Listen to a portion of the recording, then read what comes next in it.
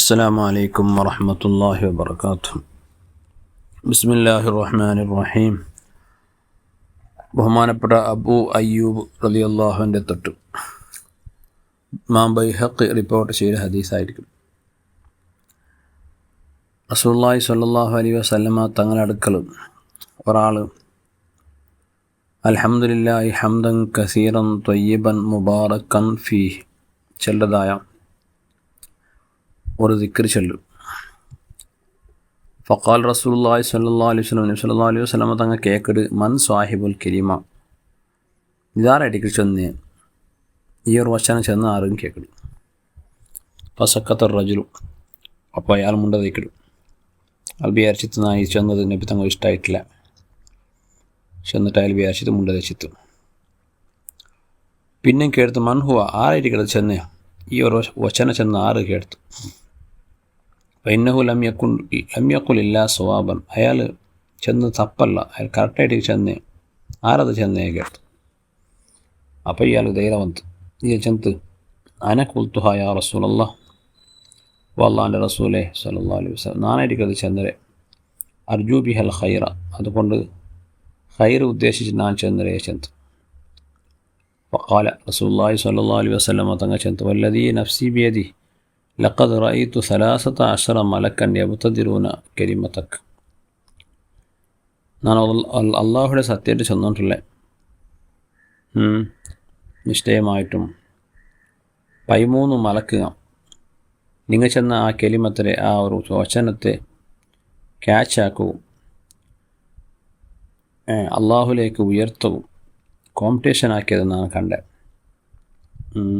അയ്യുഹും യർഫൗഹ ഇലല്ലാഹി തആല അള്ളാഹു താലയിലേക്ക് ആറായിരിക്കും അതിനെ ഉയർത്തേണ്ട എന്ന വിഷയത്തിൽ 13 മലക്കുക എലിഞ്ഞിട്ട് നാനെടുക്കടെ ചെന്നിട്ട് കോമ്പറ്റീഷൻ ആക്കിയത് ഞാൻ കണ്ടാണ്ട് റസൂലുള്ളാഹി സ്വല്ലല്ലാഹു അലൈഹി വസല്ലം തങ്ങൾ ചൊല്ലും.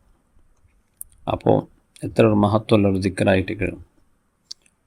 അൽഹംദുലില്ലാഹി ഹംദൻ കസീറൻ ത്വയ്യിബൻ മുബാറക്കൻ ഫീഹി അൽഹംദുലില്ലാഹ് കേതാലും കൊണ്ടുണ്ട് പിന്നെ ഹംദൻ കസീറൻ ത്വയ്യിബൻ മുബാറക്കൻ ഫീഹി ചെന്നേത്തു 13 മലക്ക് അള്ളാഹുലേക്ക് അതിനെ ഉയർത്തുക നാനെടുക്കടെ ചെന്നിട്ട് ആ ദിക്റിൻ്റെ മഹത്വ അറിഞ്ഞിട്ട് കണ്ട് മനസ്സിലാക്കിയിട്ട് മലക്കുകൾ അതിനെ ഉയർത്തവും കോമ്പറ്റീഷൻ ആക്കിയെന്നാണ് കണ്ടാണ്ട് അള്ളാഹുവിൻ്റെ റസൂൽ സ്വല്ലല്ലാഹു അലൈഹി വസല്ലം തങ്ങൾ ചെല്ലും. അപ്പോൾ ഞങ്ങൾ എപ്പോഴും ആ ഒരു ദിക്ർ ഞങ്ങൾ ചൊന്നുകൊണ്ടിരിക്കണം എന്ന് മാത്രമല്ല എന്നാൽ എല്ലാ നിസ്കാരത്തിലും ഞങ്ങൾക്ക് വജ്ജഹത്ത് ഓതൽ സുന്നത്തുണ്ട്.